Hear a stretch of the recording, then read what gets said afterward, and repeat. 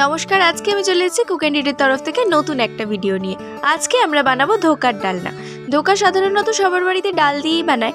আজকে আমি থোড় দিয়ে ধোকা বানাবো।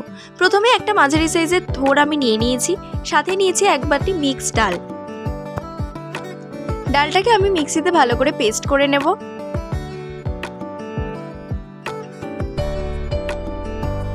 ডালটা তো বেশ ভালো করেই বাটা হয়ে গেছে। ডাল বাটা হয়ে যাওয়ার পরে যে থোড়টা আমি নিয়েছিলাম সেই থোড়টাকে একেবারে ছোট ছোট করে কেটে নিয়েছি।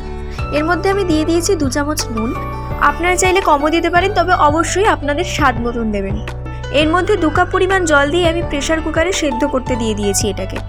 থোড় সেদ্ধ হতে হতে আমি আলাদা একটা বাটিতে নিয়ে নিয়েছি 1 চামচ কাজু বাদাম, 1 চামচ কিশমিশ, 1 চামচ চারমগজ, 1 চামচ সাদা তিল আর নিয়েছি 1 চামচ পোস্ত। এরপর পরিমাণ মতন জল দিয়ে এটা কিছুক্ষণের জন্য ভিজিয়ে রাখতে হবে।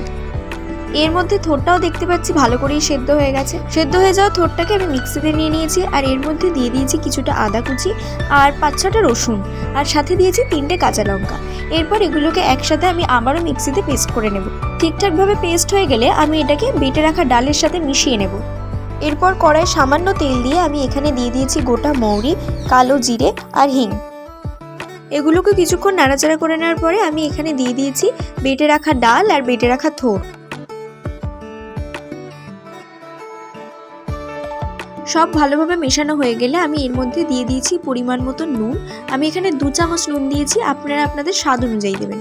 তারপরে আমি দিয়েছি এখানে 1 চামচ হলুদ গুঁড়ো, 1/2 চামচ জিরে গুঁড়ো, 1 চামচ কাশ্মীরি লঙ্কার গুঁড়ো, 1 চামচ ধনে গুঁড়ো, 1 চামচ ভাজা মশলা আর এখানে আমি 2 চামচ চিনি ছড়িয়ে দিয়েছি। আপনারা চাইলে এটা নাও দিতে পারেন। এরপর সবগুলোকে একসাথে ভালো করে মিশিয়ে নিতে হবে। যখন দেখবেন কড়ার গা থেকে ছেড়ে এসছে তখন বুঝবেন ঠিকঠাকভাবে মেশানো হয়ে গেছে। এর মধ্যে আমি কিছুটা ময়দা ছড়িয়ে দেব যাতে আমাদের ধোকা বানানোর সময় কোনো অসুবিধা না হয়।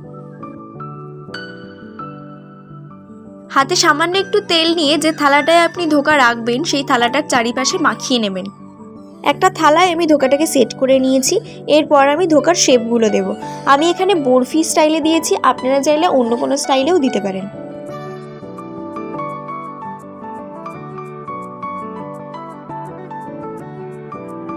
কড়াই পরিমাণ মতন তেল দিয়ে আমি এখানে এক এক করে ধোকাগুলোকে ভেজে নেব।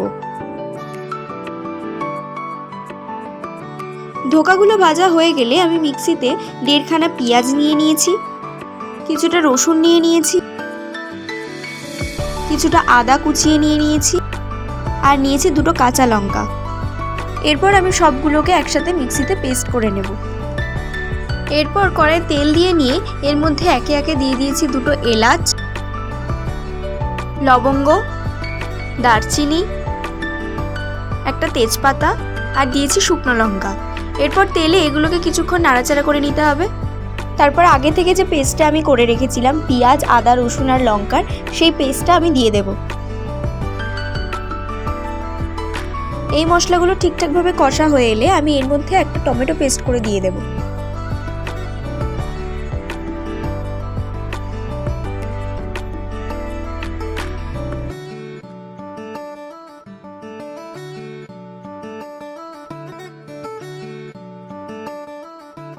সবগুলো একসাথে নাড়াচাড়া করে নেওয়ার পরে আমি কিছুক্ষণের জন্য এটাকে ঢাকা দিয়ে রাখবো।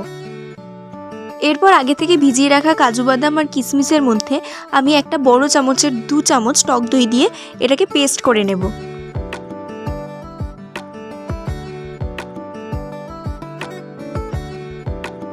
এটা পেস্ট করা হয়ে গেলে কড়াইয়ে আমি এই পেস্টটা দিয়ে কিছুক্ষণ নাড়াচাড়া করে আবার ঢেকে রাখবো।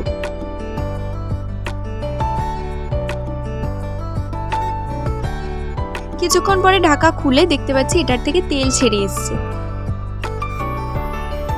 এরপর এর মধ্যে আমি দিয়েছি 1 চামচ কাশ্মীরি লঙ্কার গুঁড়ো।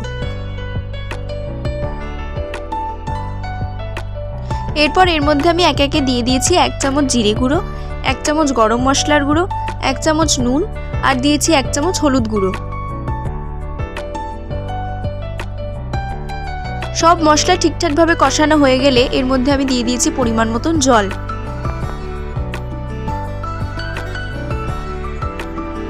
2-3 মিনিটের জন্য এটাকে ঢাকা দিয়ে রাখবো।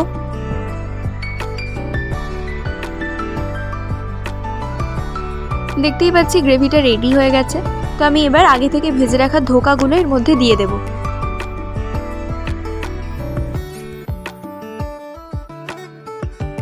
খুবই সাবধানে এটাকে নাড়াচাড়া করতে হবে যাতে ধোকাগুলো ভেঙে না যায়। আমি এখানে আরেক কাপ জল নিয়ে নিয়েছি।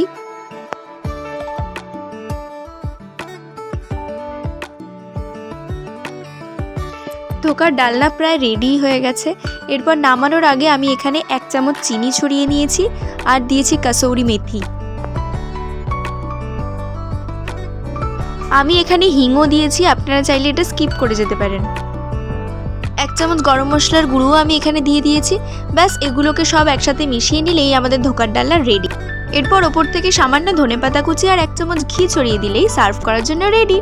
আমার তো খেয়ে ভীষণই ভালো লেগেছে। আপনারাও ঘরে অবশ্যই ট্রাই করবেন আর আমাকে কমেন্ট বক্সে জানাবেন আপনাদের কেমন লাগলো।